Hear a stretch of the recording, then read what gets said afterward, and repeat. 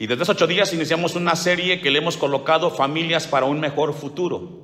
Amén. Y es así como esta mañana abordaremos el segundo tema, que es la familia y los valores cristianos.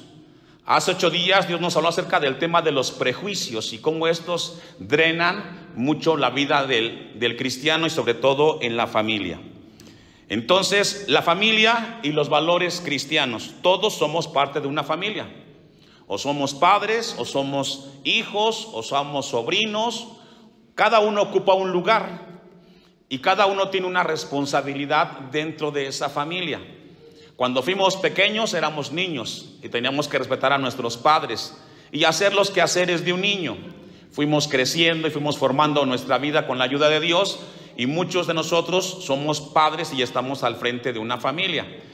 Pero sin importar la etapa la cual tengamos, cada uno tiene una función de acuerdo a la edad y la etapa que están viviendo dentro de la familia. Algunos cristianos se cansan antes de comenzar la carrera cuando vemos en la Biblia la cantidad de demandas que exige Dios a aquellos que somos cristianos para vivir una vida de acuerdo a su palabra. Eso es cierto.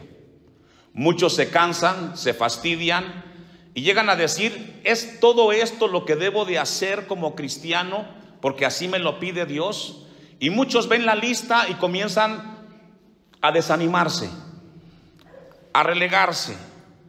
Sin embargo, tenemos que entender que Dios tiene para nosotros una palabra para alentarnos. Cuando llegamos a desanimarnos nosotros, es porque contemplamos nuestras debilidades y vemos que nuestro pecado constantemente está delante de nosotros. Y es así como nosotros muchas veces la vida en la familia tenemos muchos altibajos y muchos se han rezagado. Están ahí, asisten a la iglesia, pero sus familias y donde están ustedes en su casa no están funcionando de acuerdo a lo que Dios nos ha mostrado en su palabra. Vamos a Efesios 4, versículo 1, y vamos a ver cómo el apóstol Pablo en esta carta nos habla acerca de cómo debe de ser nuestra vida con los valores cristianos. Le decía yo hace 8 días que cristiano no es un título. A veces nos preguntan: ¿y tú de qué religión eres? Y siempre decimos: pues soy cristiano. Pero no vives como cristiano, vives como un incrédulo. Cristiano no es un título, es una relación con Dios y con su palabra. Es una comunión donde vivimos siempre lo que Dios nos enseña. Y Efesios 4:1 nos habla de la vida cristiana. Yo pues preso en el Señor. Primero el apóstol Pablo nos habla que él estaba en un lugar muy difícil y complicado. Una cárcel es complicada. Y lo que más hay en ese lugar es soledad, depresión, ansiedad, etcétera. Sin embargo, desde ese lugar de prueba, Dios lo inspira para que escriba unas palabras que esta mañana recordamos. Os ruego, le habla a los cristianos, que andéis como es digno de la vocación con que fuisteis llamado. Qué importante es entender nuestra vocación. Hay gente que se dedica a ciertos quehaceres, oficios y profesiones en la vida. Algunos son maestros, otros son arquitectos, carpinteros, etcétera, enfermeras. Y esa es su vocación, para eso estudiaron y se deben a eso. Y se esfuerzan para que lo que ellos hacen diariamente les salga bien. Y le dedican tiempo, sacrificio y esfuerzo. Y cada uno lo sabe en el tema de los adultos. En términos espirituales o cristianos, Dios nos dice a través de este versículo 1: yo pues preso en el Señor os ruego. Es una ruega del apóstol Pablo, que andéis, que viváis como es digno de un cristiano. Y es ahí donde comienza nuestra vida en los hogares, vivir como cristianos. Que la gente que está a nuestro lado, que la gente que nos conozca, sepa que nuestra vida es una vida diferente. Es una vida que se vive con temor y respeto a las cosas de Dios. El apóstol Pablo añade en la segunda carta a los Corintios, capítulo 10, versículo 3 en adelante, y le invito a que busque: Dios nos ha dado instrucciones y recursos necesarios para poder tener victoria en una lucha, en una guerra que vivimos todos los días. La vida cristiana, iglesia del Señor, quiero decirles que todos los días es una batalla y una guerra, una lucha. No sé si usted ha entendido esto de la vida cristiana.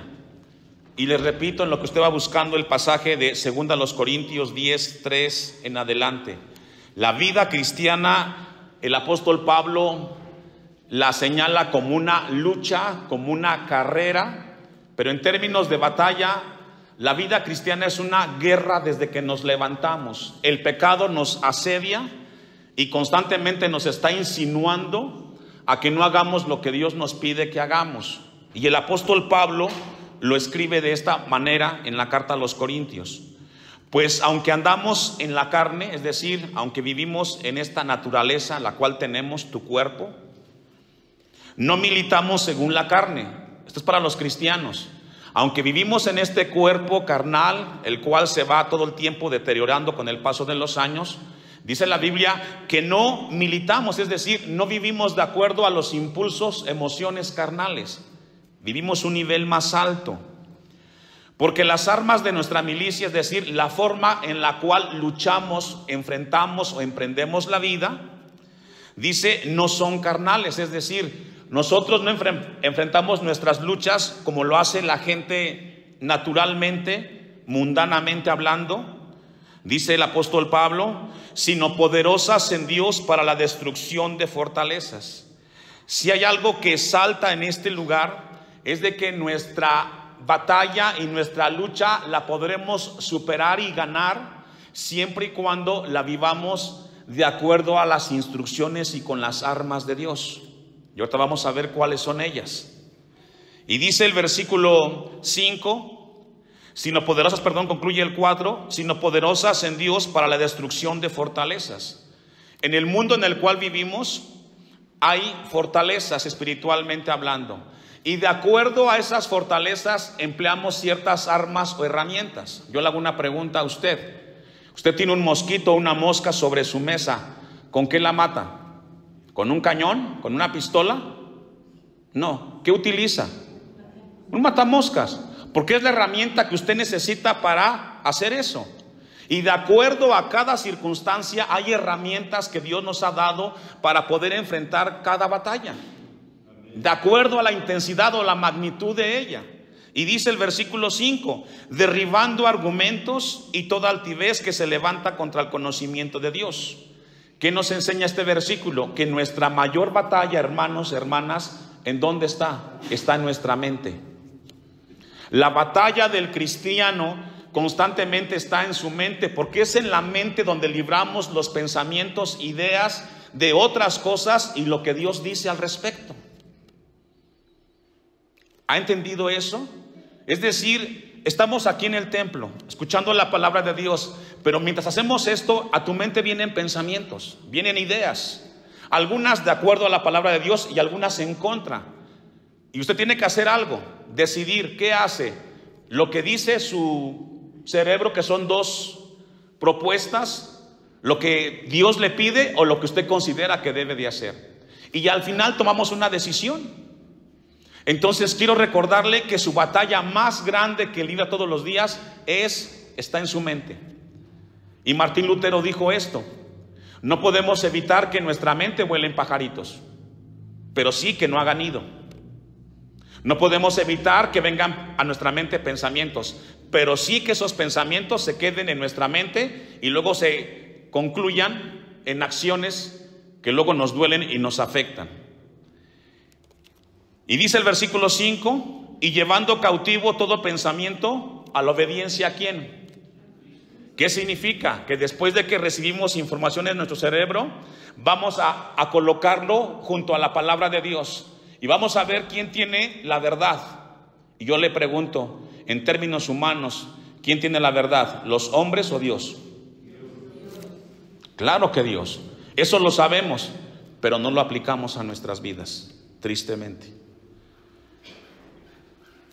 6. Y estando prontos para castigar toda desobediencia cuando vuestra obediencia sea perfecta. Debemos de entender, hermanos, que debemos enfrentar nuestras luchas en términos espirituales. Dejo un apartado ahí.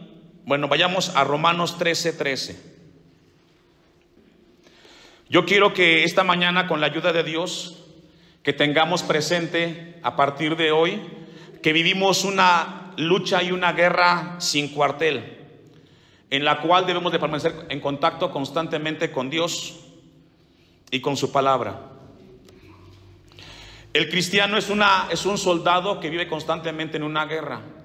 Hace un tiempo tuve la oportunidad de presenciar una ceremonia de esas de baja de asta de bandera por parte del ejército, y eso es imponente, ver cómo los soldados desfilan de una forma ordenada, sincronizada, cómo ellos con una postura firme hacen el deber de bajar la bandera. Todos nos quedamos impactados frente a esa escena.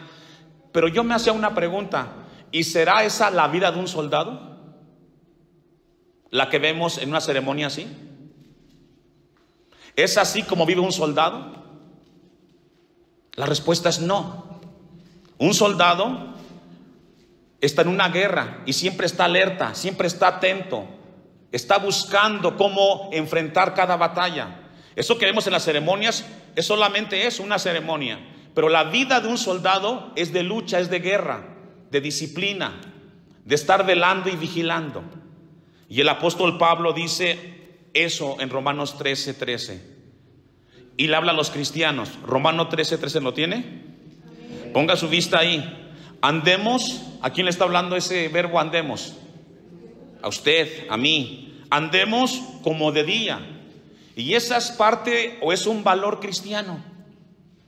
Debemos de vivir sin ocultar nada, transparentes, con honestidad, con sinceridad.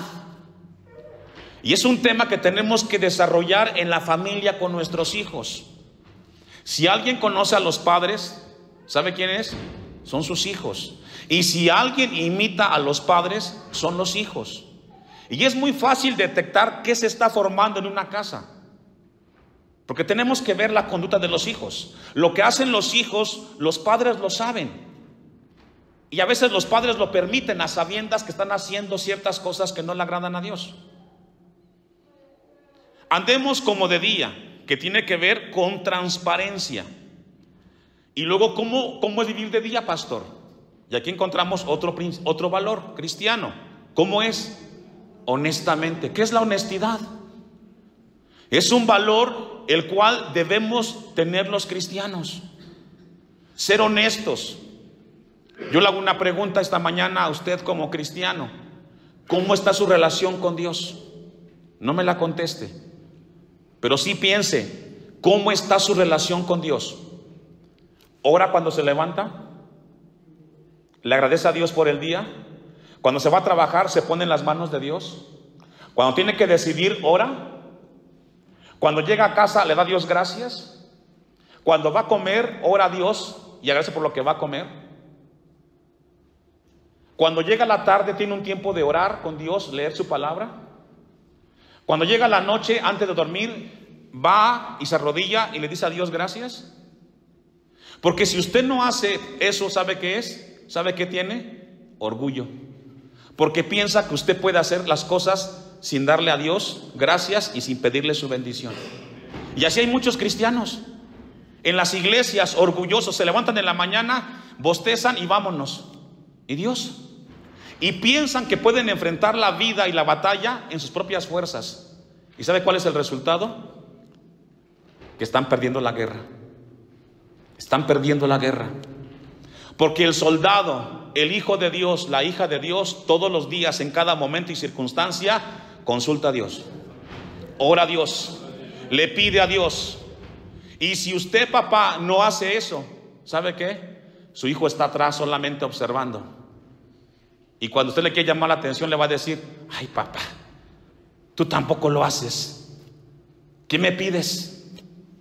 Y recuerde que el ejemplo arrastra. El ejemplo arrastra. Somos llamados a cuidar nuestras acciones porque nuestros hijos nos están observando. Y yo le hago una pregunta a los padres que tienen hijos adolescentes o jóvenes.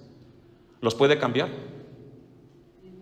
¿Puede hacer algo con un chico de 17, 18 años? No. ¿Sabe por qué? Porque ya tiene criterio propio. Y te va a cuestionar y te va a decir: no, déjame ser, yo puedo, déjame equivocarme. Por eso la Biblia dice: instruye ¿a quién? No al adolescente, no al joven, no al hombre, no al niño, cuando están en la casa. Sigamos leyendo. ¿Qué es vivir de día? Romanos 13:13. Andemos como de día. Primer valor, honestamente, no en glotonerías. ¿Qué significa esa palabra, pastor? En excesos. Alguien glotón es aquel que come demasiado o hace demasiado algo que le afecta a su cuerpo y le afecta a su salud, y también en términos espirituales.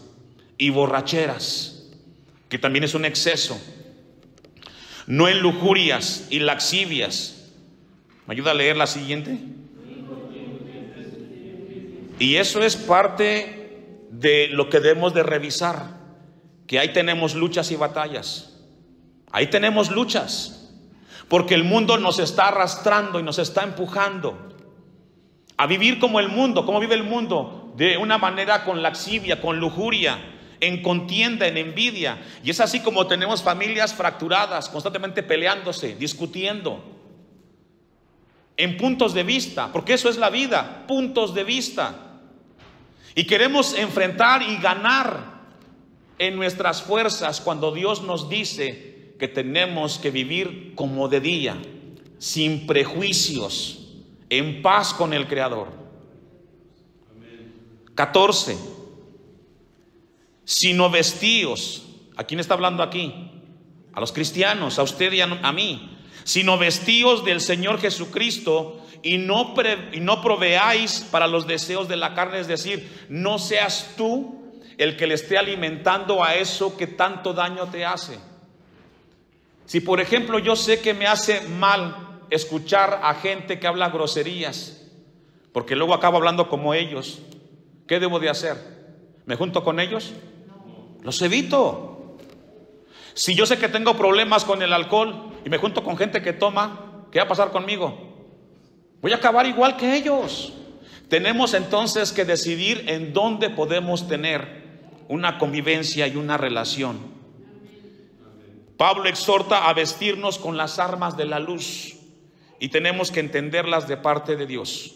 Segunda a Timoteo 2:4 en adelante. Vamos a ver qué le dice Dios a Timoteo en relación a esto de la formación de valores cristianos. Segunda de Timoteo 4:5. Segunda de Timoteo 2, 4 y 5, ¿verdad? Les dije esa cita. Fíjese lo que dice en relación acerca de nuestra lucha y nuestra batalla y el término de valores cristianos. Ninguno, y aquí otra vez le habla a cristianos, hombre o mujer, joven, niño, adolescente, casado, soltero, soltera, etcétera. Ninguno que milita, es decir, ninguno de los que están en las filas del cristianismo, que se consideran cristianos y parte de esta iglesia, ninguno que milita. ¿Me ayuda a leer? ¿Cuáles son esos, pastor? Ninguno que es parte de la iglesia se mete en los asuntos de la vida terrenal. ¿Por qué? Porque si tú quieres meterte en las cosas de este mundo, te van a arrastrar y te van a absorber. Usted y yo tenemos un objetivo, y es acabar la carrera y acabarla bien hasta el final de nuestros días. Y cuando nos toque partir, los nuestros, nuestra descendencia, termine caminando con Dios y sirviendo a Dios. Usted tiene que esforzarse por eso, si usted ama a sus hijos. Yo quiero despertar con la ayuda de Dios en ustedes esa conciencia, que cada culto, cada momento es una oportunidad para enseñar a nuestros hijos a caminar con Dios. Muchos de ustedes están aquí porque un padre y una madre los llevó a la iglesia, y aquí están ustedes porque sus padres lo hicieron con ustedes. Hagan entonces con los suyos lo mismo. Tráiganos a la casa de Dios. no los manden, vengan con ellos a la casa del Señor. Ninguno que milita se enreda en los negocios de la vida, a fin de agradar a aquel que lo tomó por soldado. Y yo le hago una pregunta a usted: ¿quién lo tomó a usted como soldado de Cristo? ¿Quién lo tomó a usted como hijo de Dios?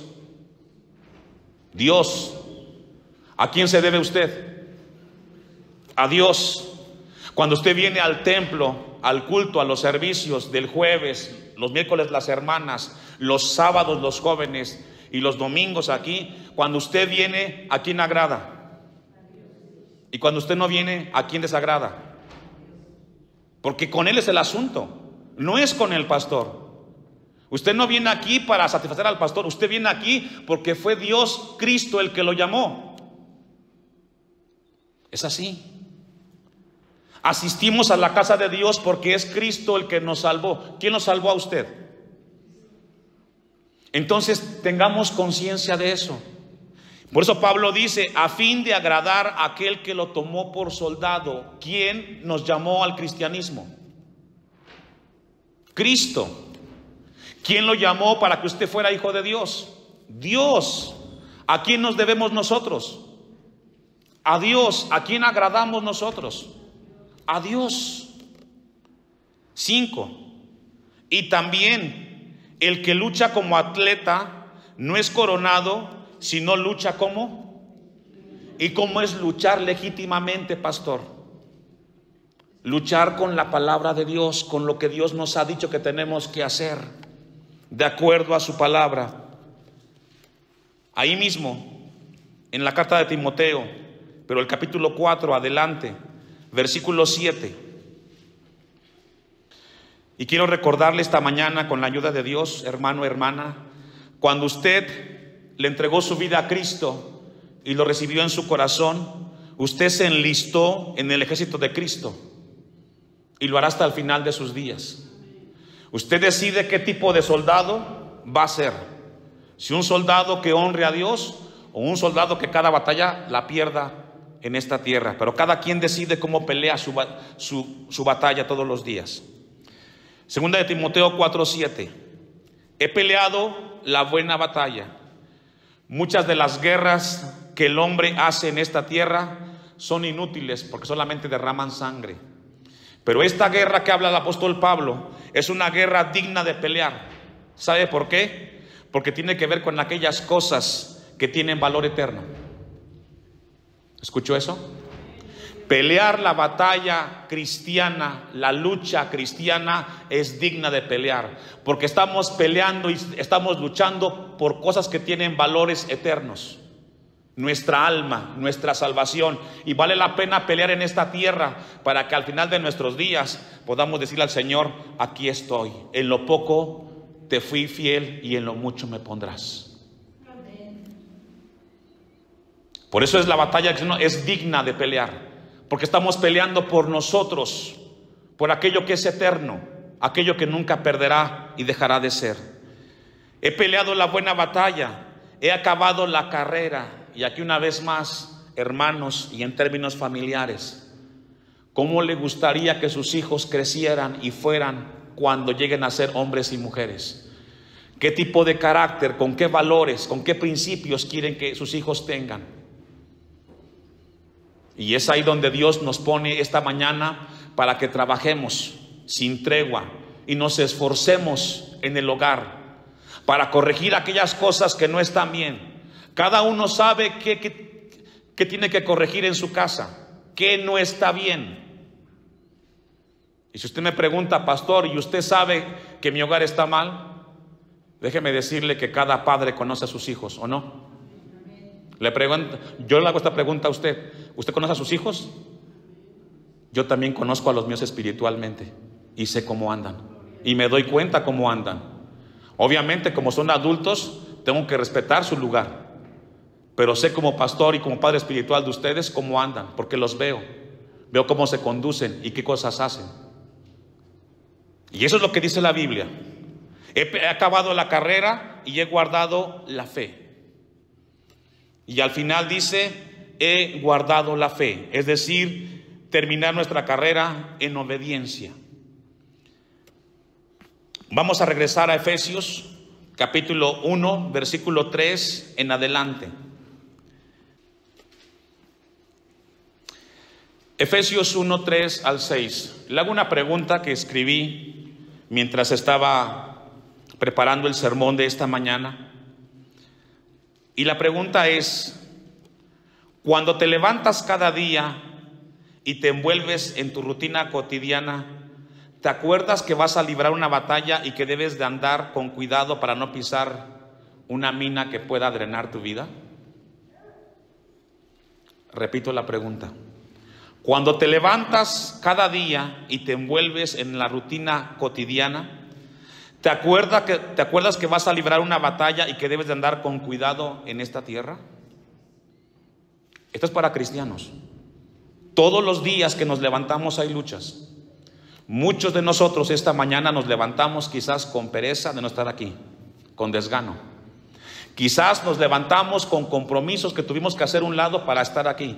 Y tuvo que luchar para decir: nos vamos a la casa de Dios porque tenemos que escuchar. Todos los cultos tenemos luchas, porque tenemos compromisos. Tenemos que posponer ciertas cosas porque la prioridad, ¿cuál es? Dios. Y yo sé que todos los días tenemos luchas. También yo las tengo, como todos ustedes. Pero al final yo decido qué hago con esa lucha. ¿Y sabe qué hago? Termino aquí, en la casa de Dios, alabando a Dios, escuchando su palabra. Entonces el apóstol Pablo dice que vivamos con esa actitud. Efesios 1:3. Bendito sea el Dios y Padre de nuestro Señor Jesucristo, que nos bendijo con toda bendición espiritual. ¿Cómo es la bendición de Dios, hermanos? Mucha gente dice: pues vamos a ser cristianos para que nos vaya bien en la vida. Toda bendición que Dios nos da son primero espirituales. ¿Como cuáles, pastor? La salvación, el perdón, la bondad, la gracia, la misericordia. Son las bendiciones que recibimos de Dios espiritualmente. Si Dios te puede bendecir económicamente y con salud, dale a Dios gracias por ello. Pero lo primero que Dios nos promete son bendiciones espirituales. 4. Según nos escogió en Él antes de la fundación del mundo. Se llama predestinación eso. ¿Qué significa?